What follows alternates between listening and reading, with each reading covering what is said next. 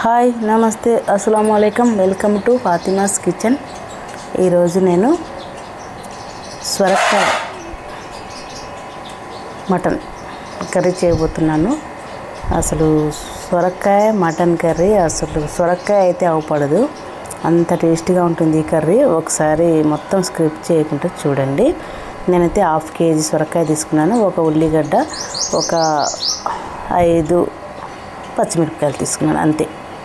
ఇప్పుడైతే ఇవైతే సన్నగా కట్ చేసుకోవాలి. పచ్చిమిరపకాయలు, ఉల్లిగడ్డ, ఈ సొరకాయ పొట్టు తీసేసి ఇట్లా చిన్న ముక్కలుగా కట్ చేసుకోవాలి. మధ్యలో ఏమైనా గింజలు అట్లాంటివి ఉంటే తీసేయాలి. ఈ మటన్ కూడా 1/2 kg. ఇప్పుడైతే ఒక కుక్కర్ పెట్టేస్తున్నా. కుక్కర్ పెట్టేసి అందులో కొంచెం ఆయిల్ వేస్తున్నా. తగినంత ఆయిల్ వేసేసి ఒక పావంత ఆయిల్ వేసి ఈ ఉల్లిగడ్డ వేసి, ఉల్లిగడ్డ కొంచెం ఫ్రై కావాలి, కొంచెం మగ్గాలి. మగ్గినాక చూడండి ఇట్లా మగ్గినాక ఈ మటన్ అందులో వేసేయాలి. 1/2 kg మటన్ మంచిగా శుభ్రంగా కడిగాను, వేసేయాలి. ఇది వేసేసి ఒకసారి కలిపేసి, ఇది ఎంత టేస్ట్ ఉంటుందంటే అసలు రైస్లో కన్నా రోటీలో ఇంకా చాలా బాగుంటుంది. రైస్లో కూడా బాగానే ఉంటుంది. 1 స్పూన్ అల్లం వెల్లుల్లి పేస్ట్, ఒక 1/2 స్పూన్ అంత పసుపు వేసి మంచిగా కలపాలి. కలిపేసి ఇప్పుడైతే ఈ ముక్కలు ఉన్నాయిగా, మనం కట్ చేసుకున్న సొరకాయ ముక్కలు, పచ్చిమిరపకాయ ముక్కలు ఇందులో వేసేయాలి.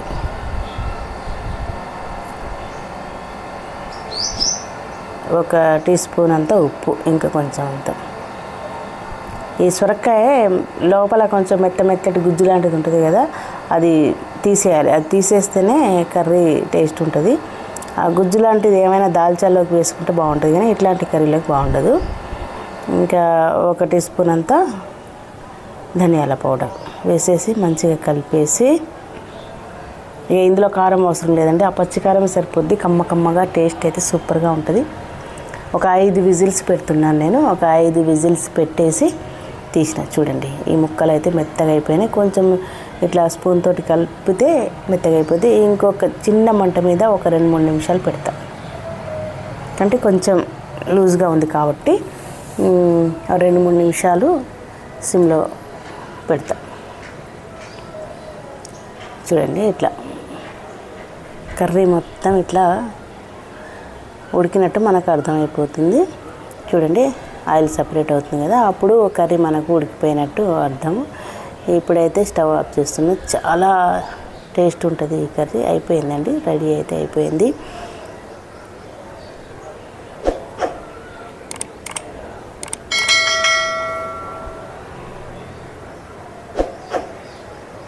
చూడండి ఇప్పుడు కొంచెం కొత్తిమీర జల్లేసి స్టవ్ ఆఫ్ చేస్తున్నా. స్టవ్ ఆఫ్ చేసేసి ఇప్పుడైతే మా అమ్మాయికి అయితే కాలేజ్ టైం అవుతుంది, తొందరగా తినిపోతుంది. టైం అవుతుంటుంది కదా వాళ్ళకి, ఎగ్జామ్ టైం కదా, అందుకే తొందరగా వెళ్ళిపోతుంది. నేనైతే ఇది మొత్తం అయితే చూడండి మా అమ్మాయి కలుపుకొని తిని వెళ్ళిపోతుంది. చాలా బాగుంది, కలర్ఫుల్గా. కూర అయితే సూపర్గా ఉంటుంది, టేస్ట్ అయితే సూపర్. అసలు సొరకాయ వేసినట్టు కూడా తెలియదు మనకు. ఎవరైనా అడిగితే సొరకాయ వేయలేదని చూస్తే మటన్ అని చెప్పండి. మటన్ ఒక 5 పచ్చిమిరపకాయలు వేసి వండినామని చెప్పినా కూడా నమ్ముతారు, అంత ఇది ఉంటుంది. అసలు సొరకాయ ముక్క కూడా అవపడదు అందులో. చూడండి సూపర్ అసలు కర్రీ. చూడండి నేను కూడా అన్నం పెట్టుకున్నాను, కలిపి చూపిస్తా. అసలు ఎంత బాగుంటుంది ఈ కర్రీ. గ్రేవీగా మంచిగా థిక్ గ్రేవీ వచ్చింది కదా సొరకాయ ముక్కలతోటి, సూపర్ టేస్ట్ ఉంటుంది. మీరు కూడా ఒకసారి ట్రై చేయండి. సొరకాయలు ఇప్పుడు దొరుకుతూనే ఉంటాయి కదా మార్కెట్లో, ఎప్పుడు దొరుకుతూనే ఉంటాయి సొరకాయలు. ఇట్లా వండండి, చాలా బాగుంటుంది. నేనైతే తిని చూపిస్తున్నాను కలిపి. వేడివేడిగా ఉంది, చేయి కాలుతుంది. ఇంకా సూపర్గా ఉంది కర్రీ అయితే, బాగుంది, కమ్మగా ఉంది. అసలు కారం కూడా ఎక్కువ లేదు, ఇంకా మసాలాలు కూడా ఏమి వేయలేదు కదా ఇందులో. సొరకాయ ఫ్లేవర్, మటన్ ఫ్లేవర్ వస్తుంది. సూపర్గా ఉంది కర్రీ అయితే, అద్భుతంగా ఉంది. చాలా బాగుంది కర్రీ, నిజంగా బాగుంది. మీరు కూడా ట్రై చేయండి. ఇంకా కామెంట్లో చెప్పండి నాకు ఈ కర్రీ వండి, చాలా బాగుంటుంది. ఒకసారి తప్పకుండా ట్రై చేయండి. ఇంకో రెసిపీతో మళ్ళీ కలుద్దాం.